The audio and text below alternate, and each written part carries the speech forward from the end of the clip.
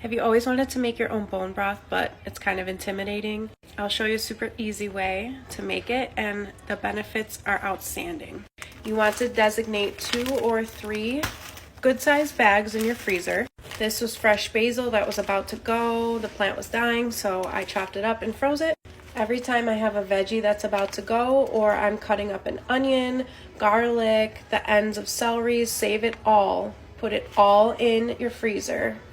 Also, I usually save carrots, but my guinea pigs got those this time. And another bag needs to be for your meat bones. So right now I have a rotisserie chicken that I kind of butchered because I was sick. I usually pull it when it's warm still. That's a good tip. The meat comes off much easier versus this happens. When they're warm, I can get much more meat off than this, but I needed a fresh batch of bone broth anyway, so it's sacrificed for the cause. Usually I just pop one of these in my freezer when I get them. I wait till I have 2 at least, but this time it was kind of big and meaty still, so it's going in fresh. Anytime you have leftover bones of any kind of chicken, I've mixed turkey in as well. Throw it in your freezer, or if you have enough to do it the same day, go for it. Dump in all your frozen veggies and herbs.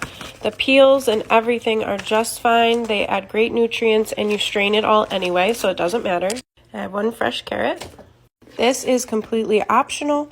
If you have apple cider vinegar, add in a heavy splash. It helps really break down the bones, pulls out the nutrients inside the bones. If you don't have it, no big deal. So I have onions, celery, carrots, garlic, and basil in this one. You can add peppercorns if you like, any other veggies, and then you just cover it all with water. So your pot should look like this. You can also use a pressure cooker. The important thing is that it needs to be on low for 24 hours.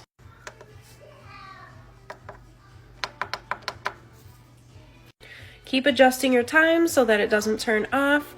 Let it go for a full 24 hours, and I'll show you what it looks like tomorrow.